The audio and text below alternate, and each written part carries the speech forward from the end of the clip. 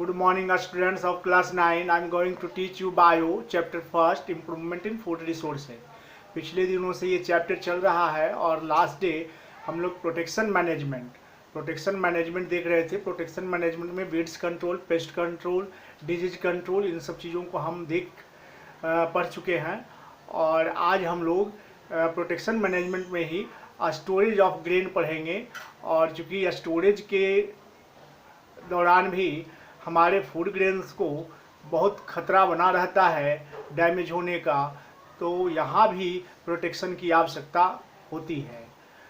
तो यहाँ जो फूड ग्रेन को डैमेज होता है उसके कौन कौन से फैक्टर हैं, वो दो तरह के फैक्टर्स हो सकते हैं, biotic factors and abiotic factors. Biotic का मतलब लिविंग थिंग्स, हमारे फूड ग्रेन को कुछ लिविंग थिंग्स से जैसे माइक्रोब्स, बैक्टीरिया, फंगी या रोडेंट्स, इन सबों से भी खतरा होता है और हमारे फूड ग्रेन को डैमेज पहुंचाते हैं।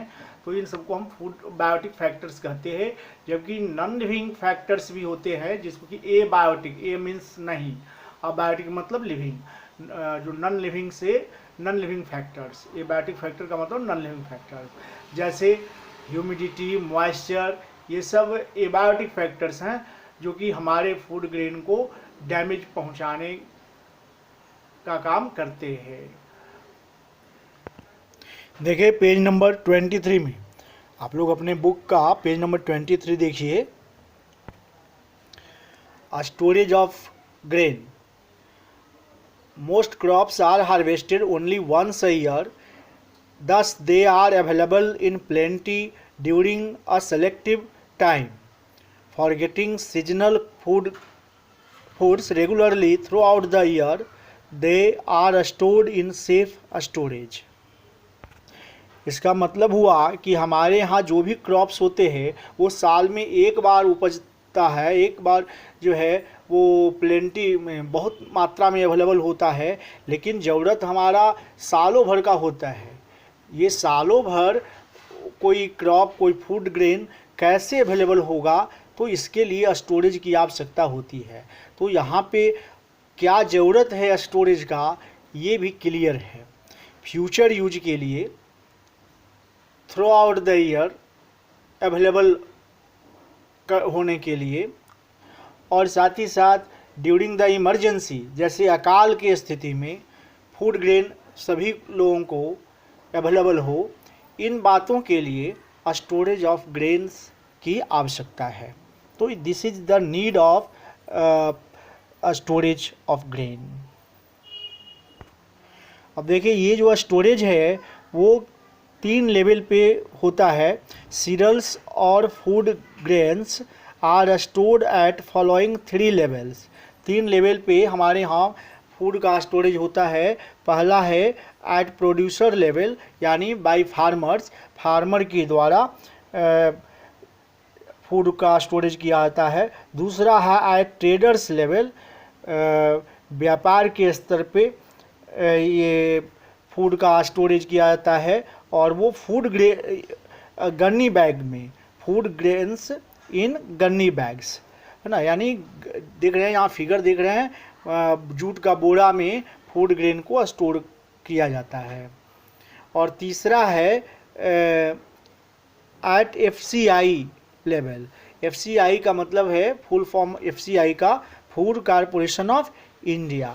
और ये जो किया जाता है एफसीआई के द्वारा, वो एक गोडाउन होता है। देख रहे हैं यहाँ फिगर है, फिगर नंबर 1.6 में देख रहे हैं, ये साइलो है। इस बिल्डिंग को साइलो कहते हैं। ये बहुत बड़ी बिल्डिंग है, गोडाउन है एक प्रकार का, और जहाँ की फूड ग्रेन्स को स्टोर किया जाता है, साइलो। तो साइलो क्या है आप समझ चुके हैं। अब देखिए पेज नंबर 24 में, during a storage damage of grains can take place by following 2 main types of factor. Storage के दौरान 2 तरह के फैक्टर से हमारे फूड ग्रेन को खतरा होता है। पहला है बायोटिक फैक्टर्स एंड सेकेंड है एबायोटिक फैक्टर्स।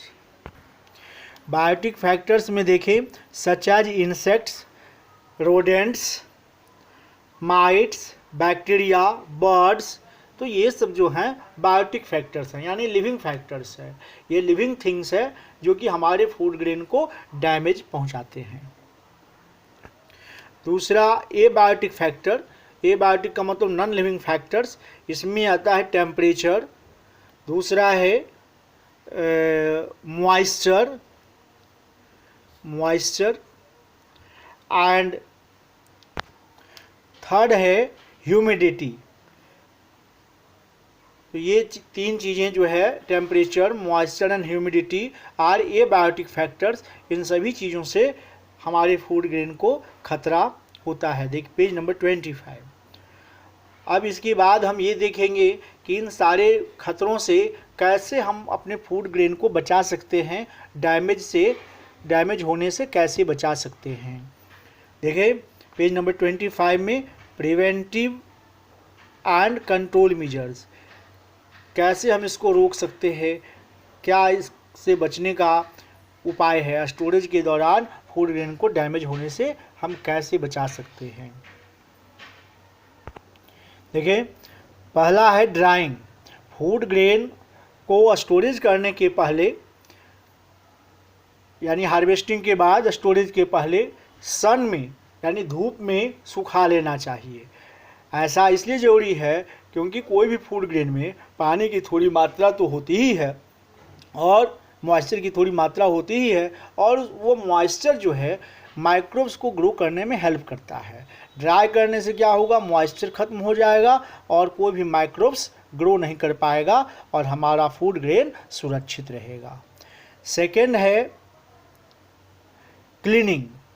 जो भी फूड ग्रेन हम स्टोर करें वो साफ़ सुथरा होना चाहिए, उसमें किसी भी प्रकार की इम्प्योरिटीज ना रहे। थर्ड है सेफ एंड प्रॉपर स्टोरेज।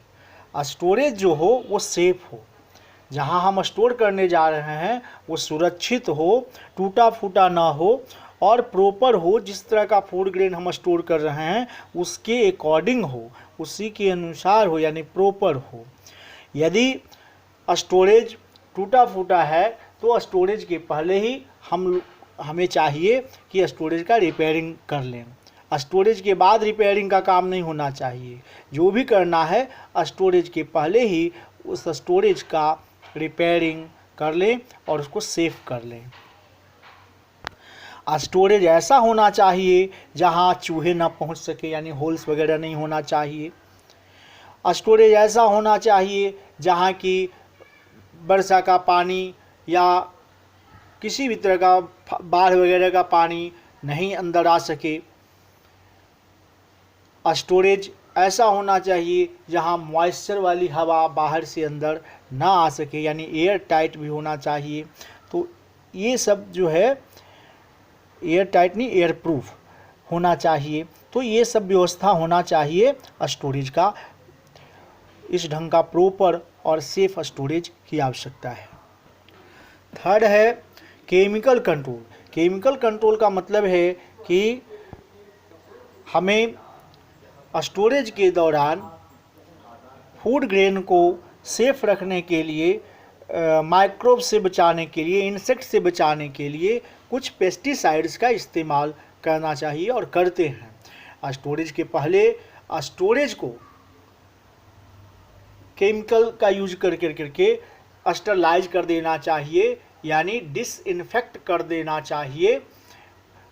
इससे क्या होगा कि सारे माइक्रोब्स मर जाएंगे और वो ग्रोथ नहीं कर पाएंगे और फूड ग्रेन हमारा सुरक्षित रहेगा। और during the storage, food grain storage करने के बाद भी हमें केमिकल्स का, पेस्टिसाइड्स का इस्तेमाल करना चाहिए ताकि हमारे फूड ग्रेन को किसी भी माइक्रोब से, इंसेक्ट से, पेस्ट से कोई खतरा ना हो।